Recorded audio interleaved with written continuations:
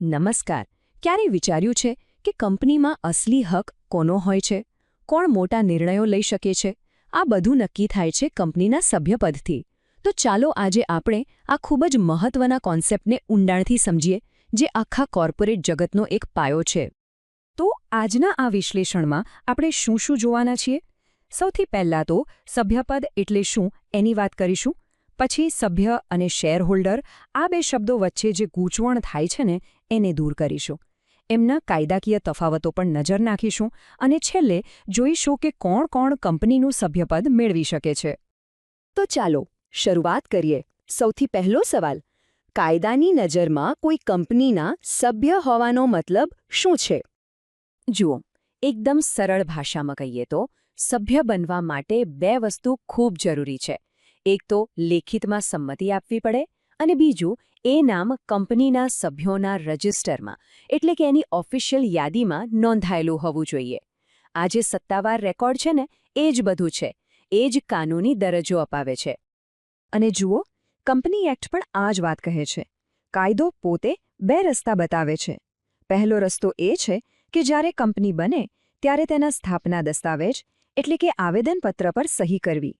અને બીજો રસ્તો એ છે કે પાછળથી લેખિતમાં સંમતિ આપીને સભ્ય બનવો. આ બંને કિસ્સામાં નામ રજિસ્ટરમાં હોવું ફરજિયાત છે. પણ હવે એક મજાનો સવાલ. અત્યારનો જમાનો તો ડિજિટલ છે, બરાબર? હવે તો શેર કાગળ પર નથી હોતા, બધું ઓનલાઈન હોય છે, જેને ડિપોઝિટરી પાસે ઇલેક્ટ્રોનિક ફોર્મમાં રાખવામાં આવે છે. તો એવા કેસમાં શું? તો આના માટે કાયદામાં પણ ફેરફાર કરવામાં આવ્યો છે.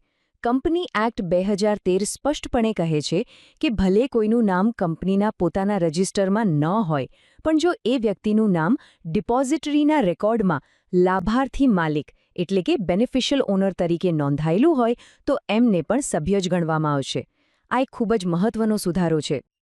ચાલો હવે આગળ વધીએ અને હવે એ મુદ્દા પર આવીએ છીએ જેમાં લગભગ બધા જ લોકો થોડા કન્ફ્યુઝ થાય છે.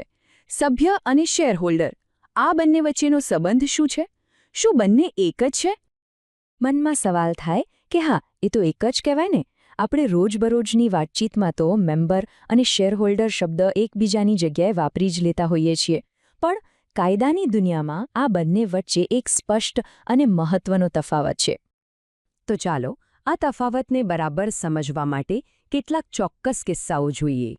ક્યારે એવું બને કે કોઈ વ્યક્તિ સભ્ય તો હોય પણ શેરહોલ્ડર ન હોય? અને ક્યારે એનાથી ઉલટું બને? તો પહેલો કિસ્સો, કોઈ સભ્ય છે પણ શેરહોલ્ડર નથી. આવું ક્યારે બને? જુઓ, જેણે કંપનીની સ્થાપના વખતે જેના આવેદનપત્ર પર સહી કરી હોય એ સભ્ય ગણાય. બીજું, કેટલીક કંપનીઓ એવી હોય છે જેમાં શેર મૂડી જ નથી હોતી, જેમ કે ગેરંટીથી લિમિટેડ કંપનીઓ. એના સભ્યો પાસે શેર નથી હોતા. અને ત્રીજો, એક રસપ્રદ કિસ્સો, કોઈએ પોતાના શેર વેચી દીધા હોય, પણ જ્યાં સુધી એનું નામ સભ્યોના રજિસ્ટરમાંથી નીકળે નહીં, ત્યાં સુધી કાયદેસર રીતે તો એ સભ્ય જ ગણાય. હવે એનાથી ઉલટું વિચારીએ. કોઈ શેરહોલ્ડર છે પણ સભ્ય નથી. આવું પણ બને છે.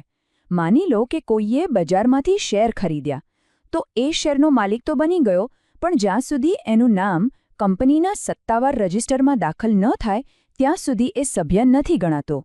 એ જ રીતે કોઈને વારસામાં શેર મળ્યા હોય તો એ શેરનો માલિક તો તરત બની જાય, પણ સભ્ય બનવા માટે નામ રજિસ્ટર કરાવવું પડે. મતલબ કે આ એક ટેમ્પરરી સ્થિતિ હોય છે. આ ટેબલ આખી વાતનો સારાંશ આપે છે. જુઓ, સભ્ય હોવું એ નામ રજિસ્ટરમાં હોવા પર આધાર રાખે છે, જ્યારે શેરહોલ્ડર હોવું એ શેરની માલિકી પર આધાર રાખે છે. સભ્ય બનવા માટે આવેદનપત્ર પર સહી જરૂરી હોઈ શકે છે, શેરહોલ્ડર માટે નહીં. અને વારસાનો કિસ્સો એકદમ સ્પષ્ટ છે. વારસદાર શેર મળતાની સાથે જ શેરહોલ્ડર બની જાય છે, પણ સભ્ય બનવા માટે નામની નોંધણીની પ્રક્રિયા પૂરી કરવી પડે છે. ઓકે, તો અત્યાર સુધી આપણે એ સમજ્યા કે સભ્ય કોને કહેવાય અને શેરહોલ્ડરથી એ કઈ રીતે અલગ છે.